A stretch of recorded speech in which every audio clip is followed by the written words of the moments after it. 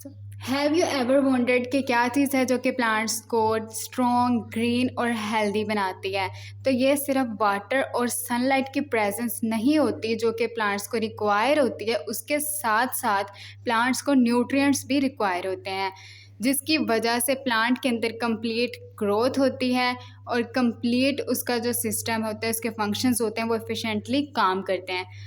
इस वीडियो के अंदर हम देखेंगे कि किस तरह से जो प्लांट न्यूट्रिएंट्स हैं उनको क्लासिफाई किया जाता है। प्लांट न्यूट्रिएंट्स क्या होते हैं, इनकी classification macro nutrients, micro nutrients on the basis of its quantity, और इसके अलावा क्लासिफिकेशन जो है फंक्शंस की बेसिस पे, और इसके साथ साथ सोर्सेज ऑफ प्लांट न्यूट्रिएंट्स को हम डिस्कस करेंगे। So let's get started. सबसे पहले अगर हम बात करें व्हाट आर प्लांट न्यूट्रिएंट्स, तो प्लांट न्यूट्रिएंट्स इस तरह के एसेंशियल एलिमेंट्स होते हैं जो कि प्लांट को अपनी ग्रोथ डेवलपमेंट को कंप्लीट करने के लिए रिक्वायर होते हैं। इसी के साथ साथ जो प्लांट्स का लाइफ साइकिल होता है उसके अंदर भी प्लांट न्यूट्रिएंट्स रिक्वायर होते हैं। प्लांट न्यूट्रिएंट्स क्या करते हैं कि डिफरेंट स्पेसिफिक रोल्स प्ले करते हैं प्लांट बॉडी के अंदर। इनके डिफरेंट फंक्शंस होते हैं जो कि ये परफॉर्म करते हैं, like photosynthesis, respiration, cell division, और ओवरऑल प्लांट की हेल्थ को भी ये मेंटेन करते हैं। इसके बाद अगर हम इसकी क्लासिफिकेशन देखें on the basis of quantity, तो न्यूट्रिएंट्स को हम क्लासिफाई करते हैं मैक्रो न्यूट्रिएंट्स में और माइक्रो न्यूट्रिएंट्स में। फर्स्ट ऑफ ऑल अगर हम बात करें मैक्रो न्यूट्रिएंट्स क्या होते हैं, तो ये इस तरह के न्यूट्रिएंट्स होते हैं जो कि प्लांट्स को लार्जर अमाउंट में रिक्वायर होते हैं। अब जो मैक्रो न्यूट्रिएंट्स हैं उनको फर्दर इन्होंने डिवाइड किया है प्राइमरी मैक्रो न्यूट्रिएंट्स में और सेकेंडरी मैक्रो न्यूट्रिएंट्स में। जो प्राइमरी मैक्रोन्यूट्रिएंट्स हैं उनके अंदर मेनली 3 न्यूट्रिएंट्स आ जाते हैं, that are nitrogen, phosphorus and potassium. तो सबसे पहले अगर हम देखें नाइट्रोजन की बात करें, तो जो नाइट्रोजन है ये न्यूट्रिएंट प्लांट के अंदर लीफ ग्रोथ को मेंटेन करने के लिए और जो प्लांट बॉडी है उसके अंदर ग्रीन कलर प्रोवाइड करने के लिए ये रिस्पॉन्सिबल होता है। उसके बाद फास्फोरस जो है ये रूट की डेवलपमेंट को सपोर्ट करता है। इसी के साथ साथ जो फ्लावर और फ्रूट की प्रोडक्शन होती हैं that are under the control of phosphorus nutrient. उसके बाद पोटेशियम की बात की जाए तो ये ओवरऑल प्लांट की हेल्थ को मेंटेन करता है, डिजीज़ रेजिस्टेंस प्रोवाइड करता है और वाटर की रेगुलेशन करता है। इसके बाद हम देखते हैं कि सेकेंडरी मैक्रोन्यूट्रिएंट्स क्या होते हैं। सेकेंडरी मैक्रोन्यूट्रिएंट्स में आ जाता है कैल्शियम है। कैल्शियम क्या करता है, सेल वॉल को स्ट्रेंथ प्रोवाइड करता है। मैग्नीशियम है, ये सेंट्रल एलिमेंट होता है क्लोरोफिल के अंदर। सल्फर है, सल्फर क्या करता है कि ये प्रोटीन की सिंथेसिस के लिए प्लांट बॉडी के अंदर ये इम्पोर्टेंट होता है। उसके बाद अब हम देखें माइक्रो न्यूट्रिएंट्स क्या होते हैं, तो ये जिस तरह से इनका नेम इंडिकेट कर रहा है कि ऐसे न्यूट्रिएंट्स जो कि प्लांट को स्मॉलर अमाउंट्स में रिक्वायर होते हैं लेकिन फिर भी ये एसेंशियल होते हैं, मींस के स्मॉलर अमाउंट में चाहिए होते हैं लेकिन इनकी जो प्रेजेंस है वो मस्ट होनी चाहिए।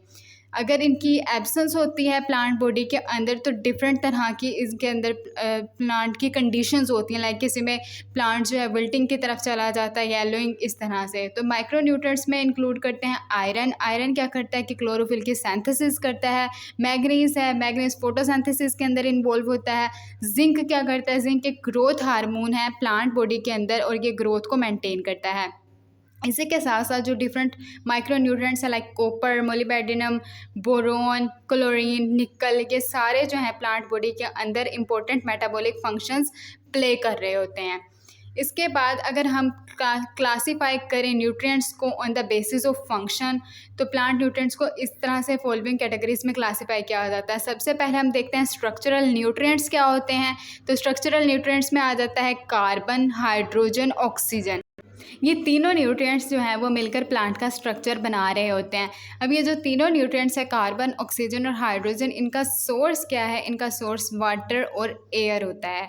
तो इसके बाद अगर हम देखें एनर्जी रिलेटेड न्यूट्रिएंट्स, तो फास्फोरस है जो कि एनर्जी ट्रांसफ़र, एटीपी के जो मॉलिक्यूल्स होते हैं उनके अंदर ये इंपॉर्टेंट होता है।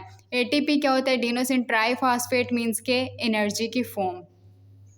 उसके बाद एंजाइम एक्टिवेटर्स के हिसाब से हम इसको क्लासीफाई कर सकते हैं। एंजाइम एक्टिवेटर्स में मेनली आता है पोटाशियम, मैग्नीशियम और कुछ अदर्स होते हैं जो कि प्लांट के अंदर डिफरेंट एंजाइम्स को एक्टिवेट करते हैं, डिफरेंट फंक्शंस को ये स्पीड अप करते हैं। उसके बाद रिडॉक्स एक्टिव न्यूट्रिएंट्स हैं लाइक आयरन, मैग्नीज, कॉपर हैं जो कि ऑक्सीडेशन रिडक्शन रिएक्शंस जो प्लांट्स के अंदर हो रहे होते हैं उनके अंदर एक इंपॉर्टेंट रोल प्ले करते हैं। इसके बाद अगर हम बात करें सोर्सेज ऑफ प्लांट न्यूट्रिएंट्स की, तो जो न्यूट्रिएंट्स हैं उनके डिफरेंट सोर्सेज हो सकते हैं, like soil, air, water, fertilizers के थ्रू भी हम इनको प्लांट को न्यूट्रिएंट्स प्रोवाइड करते हैं। तो अगर तो किसी चीज़ की प्लांट के अंदर किसी भी न्यूट्रिएंट की डेफिशिएंसी हो जाती है या वो इम्बैलेंस हो जाता है कोई भी एसेंशियल न्यूट्रिएंट, तो इसकी वजह से जो प्लांट की ग्रोथ हो जाती है वो या तो स्टॉप भी हो सकती है, पुअर प्लांट ग्रोथ भी हो सकती है, लीव्स उसके येलो हो सकते हैं, या फिर इसकी जो प्रोडक्शन होती है फ्रूट्स की, वेजिटेबल्स की, वो भी लो हो जाती है, जो क्रॉप यील्ड होती है। इसके बाद अगर हम एक क्विक रीकैप की तरफ देखें तो जो न्यूट्रिएंट्स होते हैं उनको हमने क्लासीफाई किया था दो तरीक़ों से, कि एक था मैक्रो न्यूट्रिएंट्स, एक था माइक्रो न्यूट्रिएंट्स। ये किस हिसाब से था, क्वांटिटी के हिसाब से था, कि जितने प्लांट को अगर तो कोई न्यूट्रिएंट ज़्यादा क्वांटिटी में चाहिए दैट इज़ मैक्रो न्यूट्रिएंट्स, अगर लो क्वांटिटी में चाहिए तो माइक्रो न्यूट्रिएंट्स। इसके बाद हमने इसको फंक्शंस की बेसिस पे क्लासीफाई किया कि इसके स्ट्रक्चरल रोल्स कैसे हैं, लाइक एनर्जी की प्रोडक्शन है, एंजाइमेटिक एक्टिविटीज़ हैं या मेंटेनेंस हैं उसके लिहाज से। उसके बाद हर न्यूट्रिएंट जो है वो एक स्पेसिफिक रोल भी प्ले कर रहा होता है प्लांट के डेवलपमेंट के अंदर। जिस तरह से हमने देखा कि जो नाइट्रोजन है, फास्फोरस, ऑक्सीजन, ये क्या कर रहे हैं, प्लांट का कोई स्ट्रक्चर बना रहा है, कोई क्लोरोफिल की प्रोडक्शन में, कोई फोटोसिंथेसिस में, इस तरह से इन्वॉल्व है।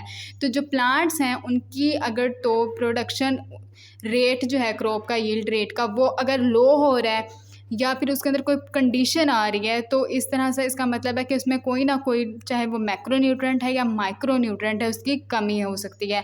ये इसकी वजह से मोस्ट कॉमनली होता है। तो ये इस कमी को दूर करने के लिए प्लांट बॉडी के अंदर हम प्रोवाइड कर सकते हैं न्यूट्रिएंट्स को यूजिंग थ्रू द फर्टिलाइजर्स की फॉर्म में, या फिर जो नेचुरल सॉइल है उसके थ्रू प्लांट्स वो खुद से ऑब्टेन भी कर लेते हैं। लेकिन जो कंडीशंस अगर अपीयर हो रही हैं तो दैट मीन्स कि जो सॉइल जहाँ पे प्लांट की ग्रोथ करवाई गई है वहाँ पे वो न्यूट्रिएंट्स की कोई ना कोई डेफिशिएंसी है, जिसको हम पूरा करने के लिए फिर फर्टिलाइज़र्स का यूज़ करते हैं। तो फर्टिलाइज़र्स जो है वो फर्दर नेचुरल फर्टिलाइज़र्स भी यूज़ की जा सकती हैं और केमिकल बेस्ड भी फर्टिलाइज़र्स यूज़ की जा सकती हैं। Hopefully you have understood the topic completely, so thank you so much for your attention.